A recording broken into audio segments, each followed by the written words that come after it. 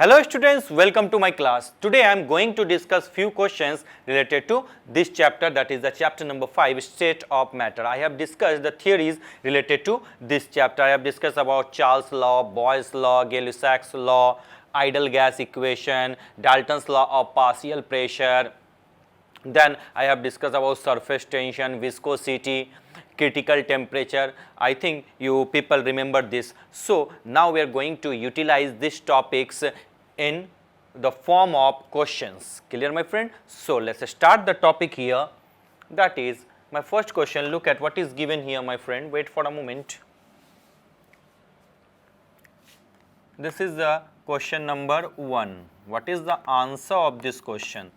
What would be the SI unit for the quantity of PV square T square upon N? Okay, as we know, P is for pressure. Yes sir, P is for pressure. Pressure is equal to Newton per meter square. Yes, this is V is for volume. Volume is, my friend, meter cube. Yes sir. And the temperature is, my friend, Kelvin. Clear? And N is equal to, that is, mole.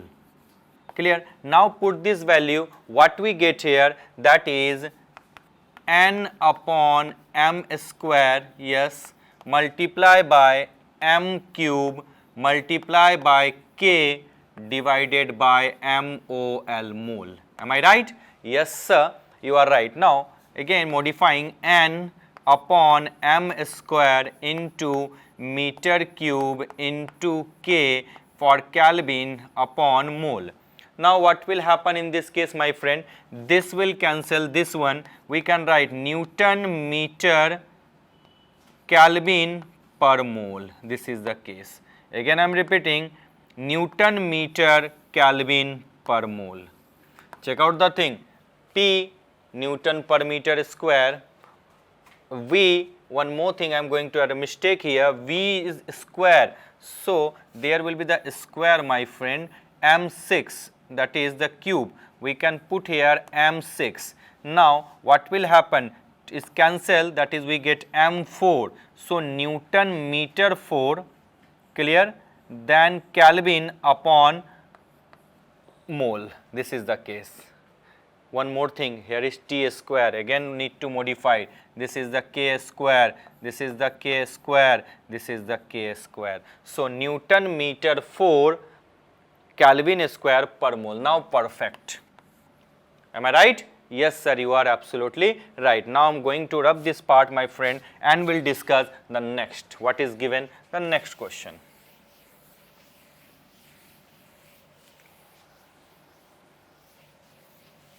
Now the next question is, look at the question number 2. It's very easy.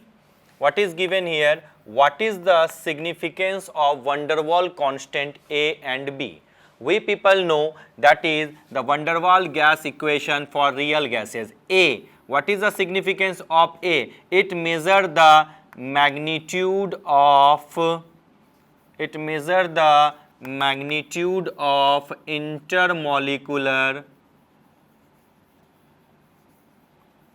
intermolecular forces of attraction, clear, between the particles. Again I am repeating, it measures the magnitude of intermolecular forces of attraction between the particles. And what is B here, my friend? That is B here is the measure of effective size.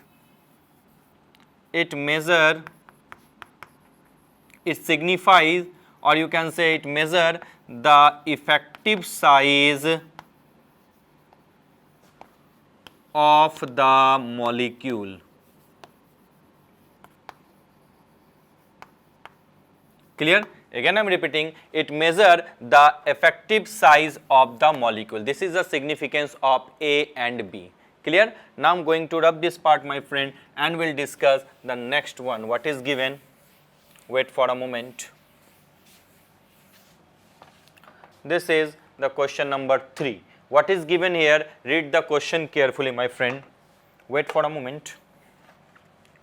Now the solution of this question. At 0 degrees Celsius, the density of a certain oxide of a gas at 2 bar is same as that of dinitrogen at 5 bar. What is the molecular mass of the oxide?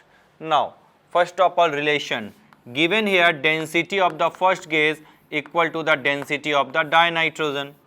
Now, what is the formula of density in terms of PV, RT and molecular mass? We people know PV is equal to nRT. Yes sir.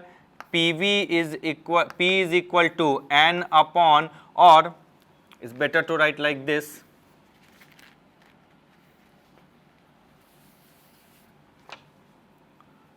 PV is equal to given mass upon molar mass RT. Yes sir. Now what will happen?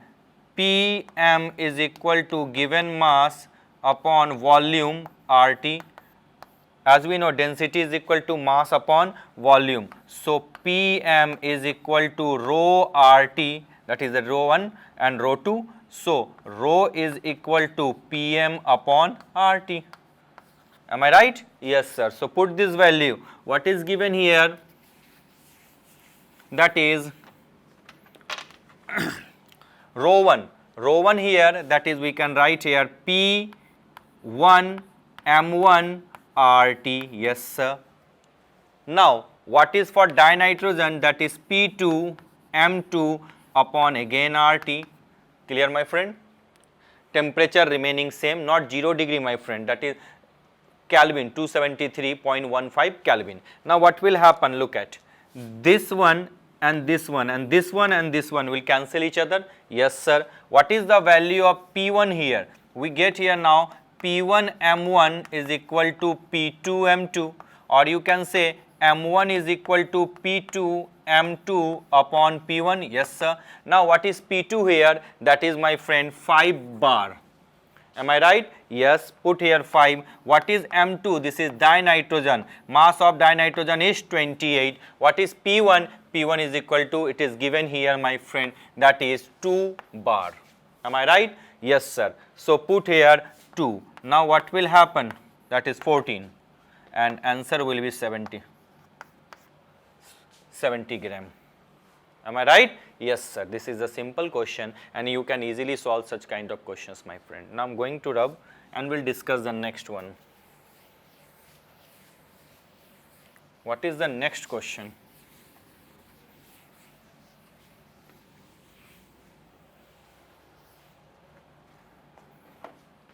That is the question number 4. Read the question carefully. What is given here? A student forgot to add the reaction mixture to the round bottomed flask at 27 degrees Celsius. That is T1 here is given 27 degrees Celsius. That is 27 point around 273. This one is 300 Kelvin. Yes. But instead he placed the flask on the flame. Okay. After a lapse of time he realized his mistake and using a pyrometer, okay, using a pyrometer he found that the temperature of the flask was 477. Now we can write here T2 is equal to 477 degrees Celsius, that is 477 plus 273 my friend. Clear? 477 plus 273. Now add them 477 plus 273. What we get? That is 850. So what I am getting here, that is 850 Kelvin. Am I right? Yes sir. Wait. 473, 73, 10, 7, 7, 4 and 15, 4, 2, 6, 750. Yes, it is 750, not 850. Clear to you? Again check these things. Now what is given here? What fraction of air would have been expelled out? This is the case. What fraction of air would have been expelled out? We know V1 upon V2 is equal to T1 upon T2. This is a Charles law. Yes. Now V1 upon V2 is equal to T1 is 300 upon T2 is 750. Now this will 15 5, that is 2 by 5, fraction is 2 by 5. So what is given here, the what fraction of air would have been expelled out. So the fraction of air expelled out is equal to 1 upon 2 by 5, that is 5 minus 2 by 5, that is my friend 3 by 5. This is the case. So the fraction of air expelled out is 3 by 5. It's very simple and you can easily solve such kind of question. These all questions are from NCERT book. As I told you earlier, NCERT book is one of the best book for solving the problems.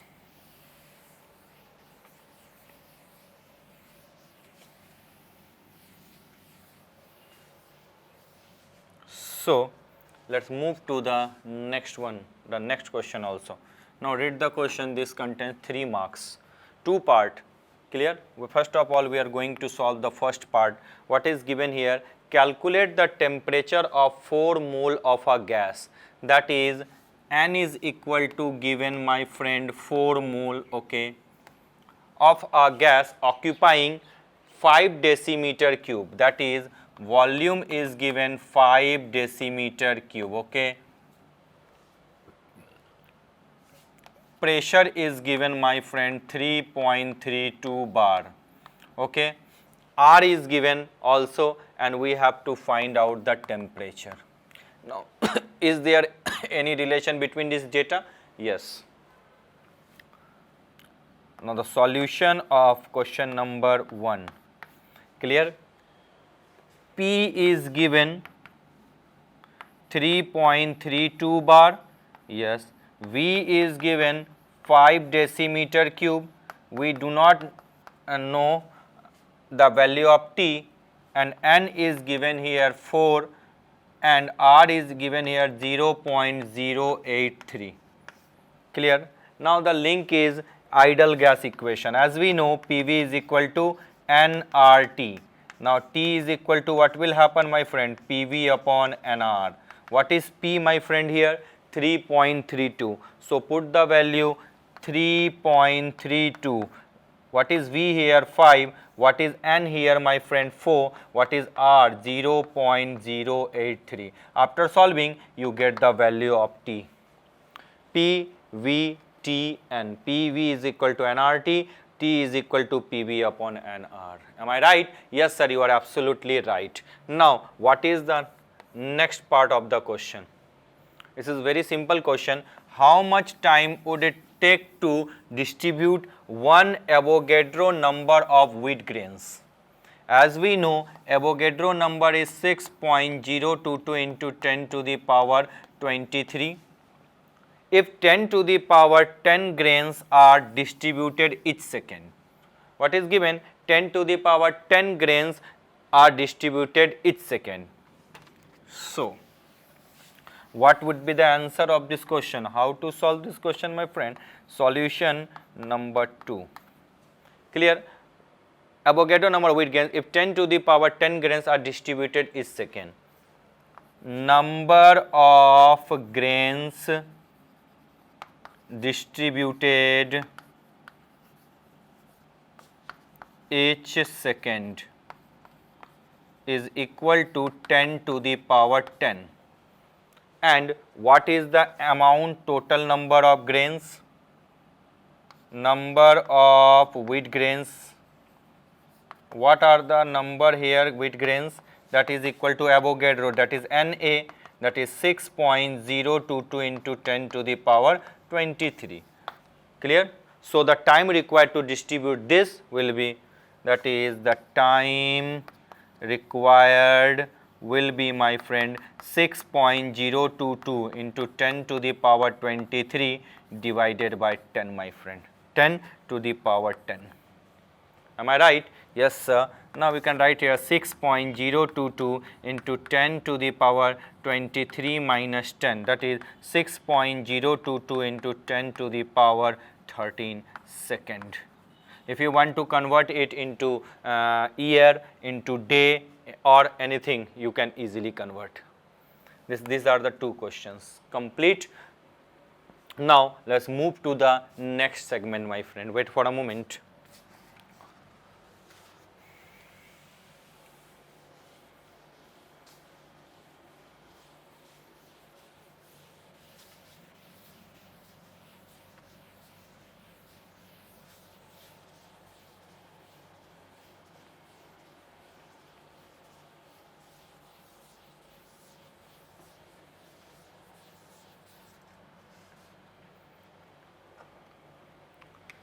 So, read the question. Question number 6. A mixture of dihydrogen and dioxygen at 1 bar pressure contain 20% by weight of dihydrogen. Calculate the partial pressure of dihydrogen. Clear, my friend? Yes. As we know, partial pressure of dihydrogen is equal to mole fraction of dihydrogen multiplied by total pressure. This is the formula. Yes. Now what we need to find? Pressure is given, total pressure 1 bar. It is quite easy. It is given here 1 bar. But we do not know the mole fraction of hydrogen, my friend. Yes. So we know mole fraction of hydrogen will be equal to number of moles of hydrogen upon number of moles of hydrogen plus number of moles of oxygen. Clear? Now what are the number of moles of hydrogen? That is the given mass upon molar mass. What is the given mass here, my friend? That is 20%. That is 20 upon the molar mass of hydrogen is 2. That is, my friend, 10. Yes, definitely. What is the number of moles of dioxygen? What is the mass? 20% dihydrogen, so 80, that is the 80 gram upon 32. Oxygen molar mass is 32. Clear? Now what will happen? 5 upon 2, that is 2.5. Clear? Now what is the mole fraction of hydrogen? That will be equal to 10 upon 10 plus 2.5, that is 10 upon 12.5. Am I right? Yes, sir. This is the mole fraction of hydrogen. Moving here, that is the partial pressure of hydrogen will be equal to mole fraction is given 10 upon 12.5 multiplied by 1. Am I right? Yes, sir. Now the answer is partial pressure of hydrogen is 4 upon 5 bar. This is the exact answer. Clear? Now let's move to the second part. What is the second part here? Am I visible? Critical temperature of carbon dioxide and water is given respectively. Which of these has a strong intermolecular force and why? This is a very simple question. As I see here, carbon dioxide has critical temperature 31.1. As we know, higher the critical temperature, easier is the liquefaction. Easier is the liquefaction, that means to say the intermolecular forces increases. So the compound, the substance which have higher critical temperature, then it will have high intermolecular forces.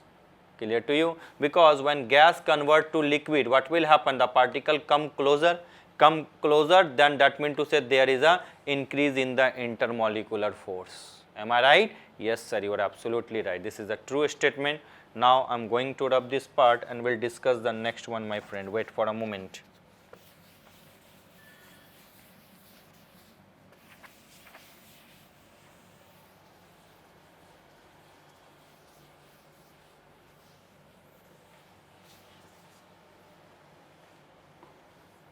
Now let's move to the question number 7. What is given here? It is very simple. Value of universal constant, moving. Value of universal constant R is same for all gases. What is its physical significance? That is the case. Okay. As we know, PV is equal to nRT. Yes. R is equal to PV upon NT. Yes, sir. And we know P is pressure, V is volume. The standard unit, that is Newton meter square, and volume is meter cube upon what is the N, mole, and this is Kelvin. Clear? What we observe here, this one will cancel this one. R unit is equal to Newton meter per mole per Kelvin. This is the case. As we know, Newton meter is equal to Joule. Joule per mole per Kelvin. As we know, Joule is the unit of work. Yes. So, what is the physical significance of R? R is work done per mole per Kelvin. Clear to you? What is the significance of R? R is actually the work done per mole per Kelvin. Again I am repeating, R is work done per mole per Kelvin. Am I right? Yes, sir, you are absolutely right. This is the physical significance of R. I think you understand it and you can note it down. Clear, my friend?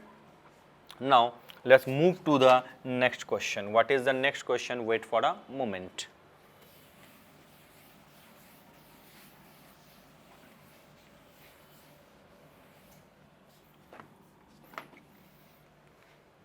Now, this is a big question. Read the question carefully what is given. One of the assumption of kinetic theory of gases, again I am repeating, one of the assumption of kinetic theory of gases states that there is no force of attraction between the molecules of a gas. How far is this statement correct? Is it possible to liquefy an ideal gas? According to this statement is completely correct for ideal gas. There is no force of interaction between the molecule of a gas. But if there is no force of interaction between the molecules, then the gas cannot be liquefied, because when gas liquefy, there is a force of interaction operates between the particles. Otherwise, the liquefaction is not possible. So, this statement is not completely correct.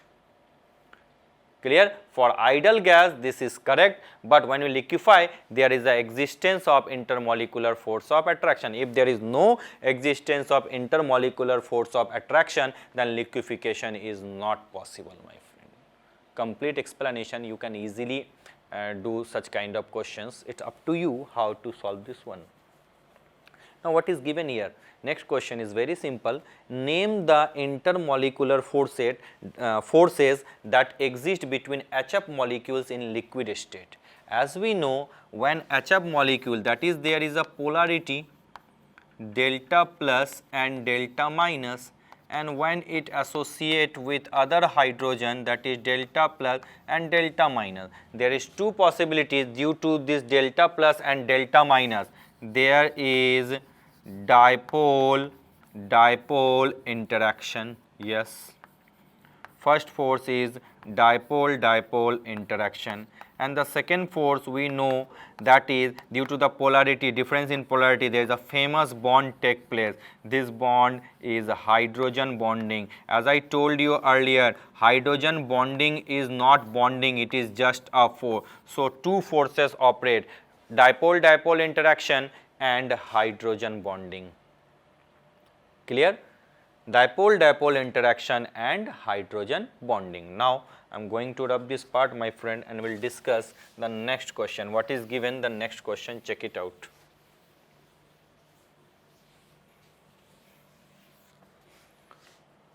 The next question is question number 9. Again, the big question. Think on it. What is given? This is the van der Waals gas equation, where A and B are van der Waals constant and Nb is approximately equal to the total volume of the molecule of a gas. A is the measure of magnitude of intermolecular force of attraction, as I told you earlier. Arrange the following gas in order, increasing order of O, give reason. As we know, if the size increases, the value increases. The value of B increases. Which have more size, tell me. Look at oxygen का CO2H2 less size than helium, then there come oxygen, then CO2. That is the order here, that is my friend hydrogen, then helium, then oxygen, and then CO2. This is the case. Again I am repeating, hydrogen, helium, oxygen, and CO2. Am I right? Yes, sir. Because if size increases, the value of B also increases. Hydrogen has less size, so hydrogen comes below. Then CO2 has maximum size, so it will have more value of B. Now, next one. Arrange the following gas in the decreasing order of magnitude of A. As we know, again, CH4 has higher intermolecular force of interaction. So, CH4 has higher intermolecular force of attraction. So, it will have, that is, the magnitude of A is more. So, the order here is CH4, then there come O2, and then there come my friend H2. This is the order. Again I am repeating, CH4, O2, and then H2. Am I right? The question looks big, but it is not so much big. Simple explanation are there. Clear? Now wait for a moment. Give me a few seconds.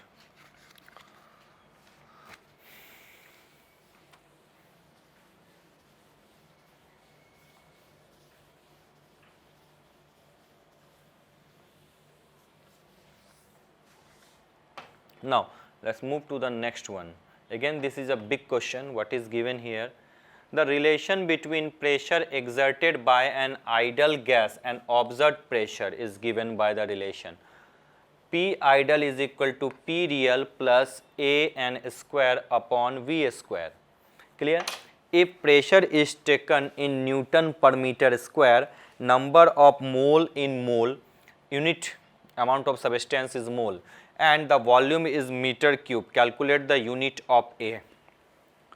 I think you have got the question. What we need to find? We need to find the unit of A, my friend. This one, this is the value. Okay. Now what to do? I'm moving here, check it out. We know P ideal is equal to P real plus A n square upon V square. P ideal is equal to P real plus A n square upon V square. That is, we need to find this one, A. Okay. What to do? P ideal minus P real is equal to A. What is the unit of n? That is mole square. And what is the unit of V? That is, my friend, meter cube square. As we know, P ideal Newton per meter square minus Newton per meter square. What we observe, this is completely the pressure, as we have studied in physics also, unit and dimension. So, do not write 0, my friend. So, this will get Newton upon meter square. Now, A mole square upon meter cube into meter cube. Now, what will happen? This one will cancel this one. So, we will write here Newton meter cube and 1 meter, that is meter 4 is equal to A upon mole square. Yes, sir, definitely. So, we people can say A is equal to Newton meter 4 upon mole square. This is the first unit. Now, what will be the unit of A when pressure is taken in atm and volume in decimeter cube? Not an issue. This is the first unit. Now, I am starting from here. Again, the next part, that is, as we know, here is pressure, this is SI unit Newton per meter square, and again here telling that is atm, and A upon mole square upon what is given, meter cube we have to take here, that is decimeter cube according to the question. So put here decimeter cube into decimeter cube. Am I right? Yes sir. Now the next one is what will happen, that is we can write the unit of A multiply, that is ATM decimeter 6 upon mole square. Yes sir. ATM decimeter 6 upon mole square. This is the next one. ATM decimeter 6 upon mole square. This is the unit of A. Am I right? Yes sir, definitely you are correct. Check out the things. Depend upon the situation which type of unit you are taking, SI unit or normal unit. Clear? Now what is the next part of the question? This is name the two phenomena that can be explained on the basis of surface tension. We know the spherical shape of the bubble and the capillary action. This topic is completely basically belong to physics, surface tension. Still there is a small introduction in your chemistry also, that is the liquid state. So what are the phenomena that can be explained on the basis of surface tension? Is very simple, a spherical shape of the gas bubble or spherical shape of the water bubble, and the second one is the capillary action. Clear? Yes sir. Now the next one, explain the effect of increasing the temperature of a liquid. Moving. The answer what is given, express the effect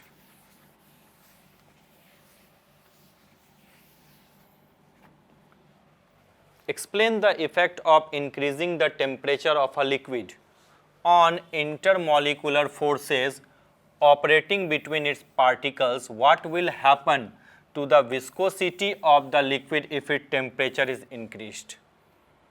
Yes, as we know, what is the viscosity? The internal resistance, or you can say internal friction between the particles. Okay, this is, if the temperature increases, when temperature increases, what will happen? The internal resistance, that is the interatomic interaction, or we can say the layer, the interaction between the layers, power decreases, and the particles will easily move or slip over one another. So what we say, with rise in temperature the viscosity decreases and the liquid starts to flow. Again I am repeating, with rise in temperature viscous drag, viscosity decreases, my friend. That is, the particle start moving, start flowing easily. This is the case, my friend. Am I right? Yes. Now I have discussed each and every question, each and every topic related to this chapter. Still, if you have any doubt related to any question from any book, you can easily approach to me, my friend. I am always here to serve you. So memorize all the techniques, revise the chapters, check out each and every theory, and definitely, my friend, you will get beneficial. So my friend, time has come, time to say bye bye. Thank you so much.